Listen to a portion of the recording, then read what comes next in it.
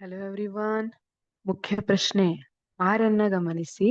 ಈ ಕೆಳಗಿನ ಪ್ರಶ್ನೆಗಳಿಗೆ ಅಥವಾ ಅಪೂರ್ಣ ಹೇಳಿಕೆಗಳಿಗೆ 4 ಪರ್ಯಾಯ ಉತ್ತರಗಳನ್ನು ನೀಡಲಾಗಿದೆ. ಸೂಕ್ತವಾದ ಉತ್ತರವನ್ನು ಆರಿಸಿ ಅದರ ಕ್ರಮಾಕ್ಷರದೊಡನೆ ಪೂರ್ಣ ಉತ್ತರವನ್ನು ಬರೆಯಿರಿ.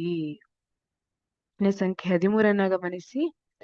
1 ಅಂಕದ ಪ್ರಶ್ನೆಯಾಗಿದೆ. ಚಲುವೆ ಪುಡಿಯ ರಾಸಾಯನಿಕ ಸೂತ್ರ. ಚಲುವೆ ಪುಡಿಯ ರಾಸಾಯನಿಕ ಸೂತ್ರವನ್ನ ಕೇಳಿದ್ದಾರೆ. ಚಲುವೆ ಪುಡಿ ಇದರ ಬಗ್ಗೆ ನೀವು ಕೇಳಿರ್ತೀರಿ ಅಲ್ವಾ? ಬ್ಲೀಚಿಂಗ್ ಪೌಡರ್ ಅಂತ ಹೇಳಿರ್ತಾರೆ.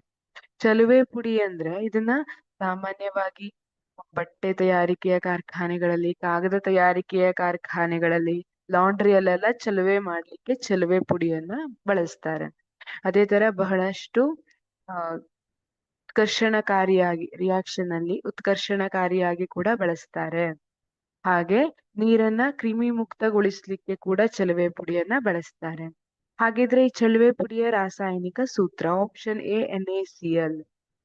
ಇಲ್ಲ, ಇದು ಸಾಮಾನ್ಯ ಉಪ್ಪು, ಸೋಡಿಯಂ ಕ್ಲೋರೈಡ್ ಅಂತ ಹೇಳ್ತೀವಲ್ಲ, ನಾವು ಬಳಸ್ತೀವಲ್ಲ, ಉಪ್ಪಿನ ರಾಸಾಯನಿಕ ಸೂತ್ರ.